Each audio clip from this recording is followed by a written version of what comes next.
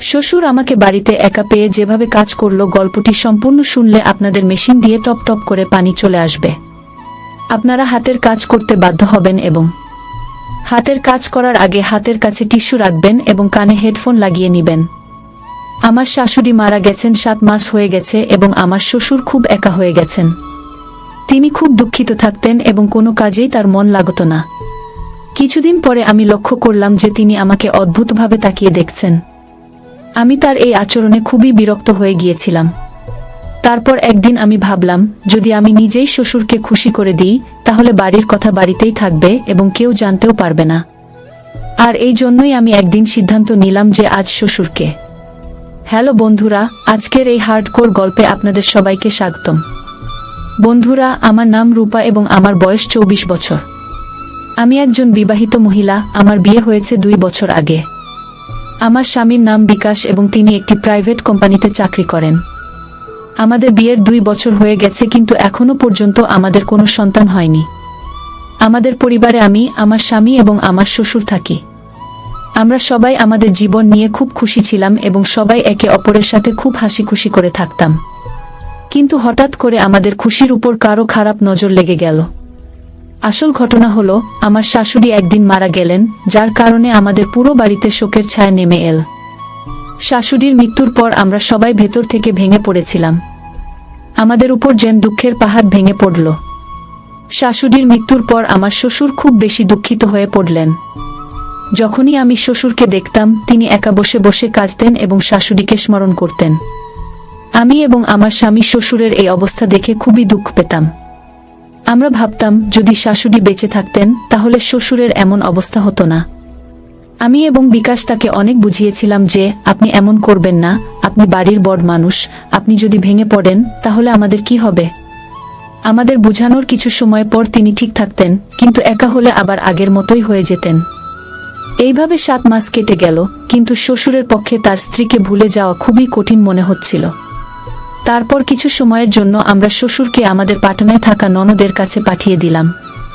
ডাক্তাররা সবসময় বলেন, যদি আমরা ঘটনাস্থল থেকে দূরে চলে যাই তাহলে ঘটে যাওয়া ঘটনা কিছু সময়ের জন্য ভুলে যেতে পারি। আমার শ্বশুর প্রায় 3 মাস পাটনা ছিলেন, কিন্তু যখন তিনি ফিরে এলেন তখনও আমরা তার মধ্যে কোনো পরিবর্তন দেখতে পেলাম না। তার মধ্যে তেমন কোনো পরিবর্তন আসেনি, তবে আমি তার আচরণে একটি অদ্ভুত জিনিস লক্ষ্য করলাম। আমি দেখলাম যে তিনি প্রায়ই আমার দিকে তাকিয়ে থাকেন বা কখনো কখনো আমাকে স্পর্শ করারও চেষ্টা করেন। তার এই আচরণ আমার কাছে খুবই অদ্ভুত লাগছিল, কারণ এর আগে তিনি কখনো আমার সাথে এমন আচরণ করেননি। আমার ইচ্ছা হচ্ছিল যে আমি আমার স্বামীকে ফোন করে সব কথা বলে দিই, কিন্তু তারপর আমি ভাবলাম, যদি আমার স্বামী আমার কথা বিশ্বাসই না করেন তাহলে আমি কি করব।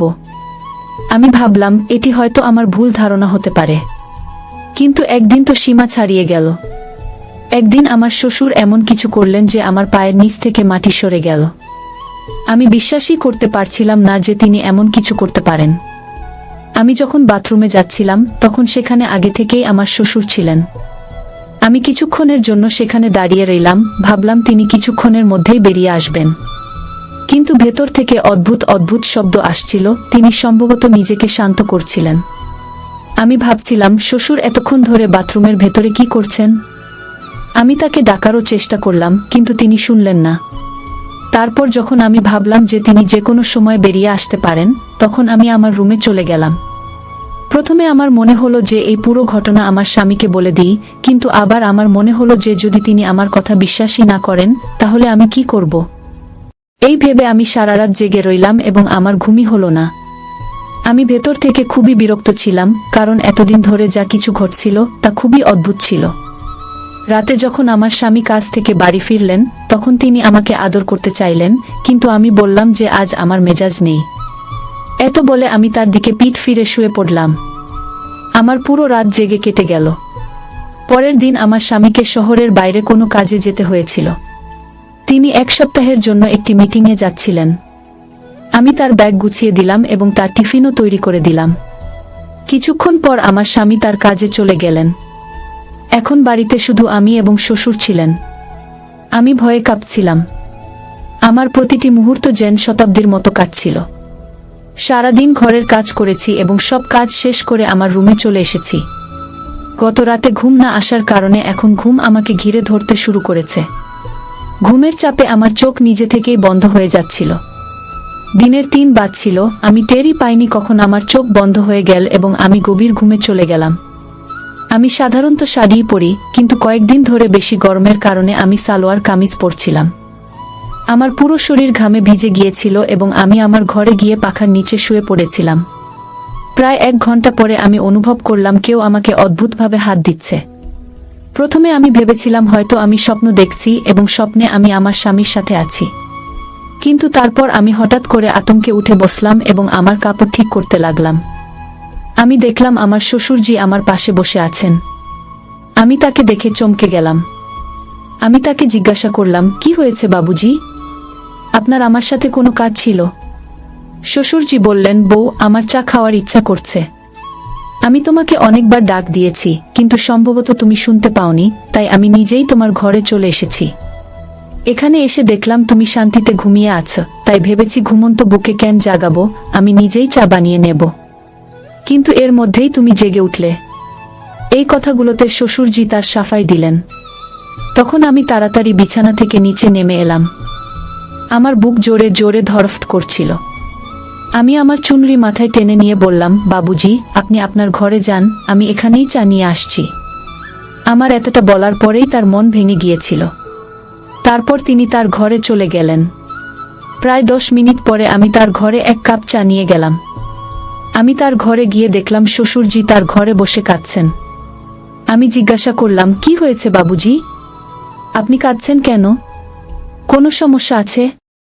যদি আপনার অসুস্থতা হয় তবে আমি এখনই ডাক্তারকে ফোন করে দিই। তিনি বললেন, না বউ, এমন কিছু নয়। আজ শুধু তোমার শাশুড়ির খুব মনে পড়ছে। আজ তার খুব অভাব অনুভব করছি। যেদিন থেকে সে চলে গেছে সেদিন থেকে আমি বুঝতে পারছি না কাকে আমার মনের কথা বলবো। আমিও একজন মানুষ, আমারও কিছু ইচ্ছা আছে। আমারও ইচ্ছা হয় আমি আমার মনের সব কথা কাউকে বলি। এখন আমি আর শিশু ছিলাম না যে আমি তার ইশারাকে বুঝতে পারবো না। আমি বুঝতে পারছিলাম তিনি কি বিষয়ে কথা বলছেন। তবুও আমি তার কাছে গিয়ে বললাম, বাবুজি, আপনি চিন্তা করবেন না, সব ঠিক হয়ে যাবে। আর যদি আপনার কোনো কথা বলার থাকে তবে আপনি আমার সাথে বলতে পারেন। আমি তো আছি আপনার সাথে। আমি এতটা বলার পরেই তিনি আমাকে জড়িয়ে ধরে কাঁদতে লাগলেন। আমার খুব অদ্ভুত লাগছিল এবং আমার মনে নানা রকম চিন্তা আসছিল।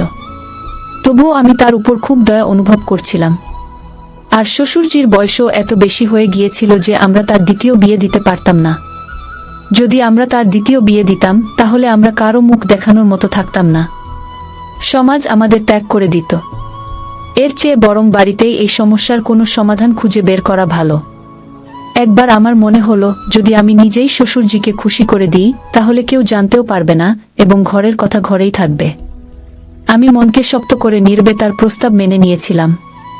তারপর আমি তাকে গোসল করতে বললাম এবং তার কাপড় ইত্যাদি বের করে তাকে দিলাম। কিছুক্ষণ পরে তিনি গোসল করে ফিরে এলেন। তিনি বনিয়ান পরেছিলেন এবং নিচে তোয়ালে ধুতির মতো জড়িয়েছিলেন।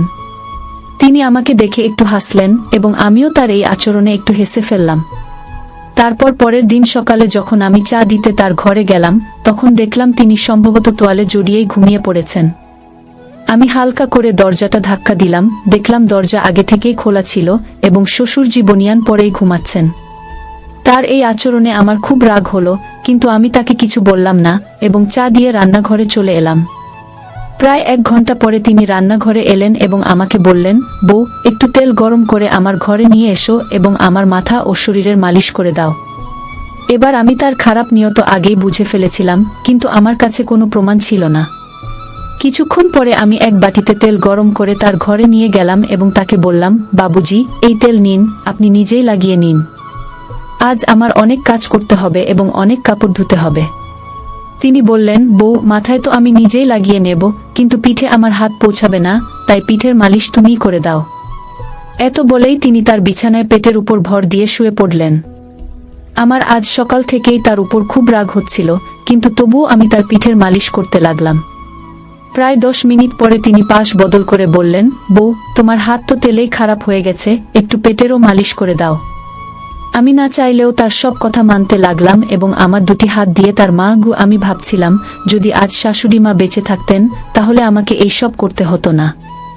এই 7 দিনে বিকাশ ছাড়া আমার অবস্থা এত খারাপ হয়ে গেছে, তাহলে শ্বশুর শাশুড়ি মা ছাড়া কিভাবে থাকতেন? আমি এই ভাবনায় এতটাই ডুবে গিয়েছিলাম যে সব কিছু ফেলে রেখে ভিতরে চলে এসেছিলাম। কিছুক্ষণ পরে শ্বশুরজি আমার ঘরে এসে বললেন, কি হয়েছে বউ? তুমি সব কিছু ফেলে এখানে কেন চলে এসেছো? তুমি কি বিকাশের কথা ভাবছো? তার ছাড়া কি তোমার মন লাগছে না? তুমি আমাকে বলো তোমার কি সমস্যা হচ্ছে? তুমি যা চাইবে আমি এখনই পূরণ করে দেব। আমি তোমাকে আমার মেয়ের মতোই মনে করি।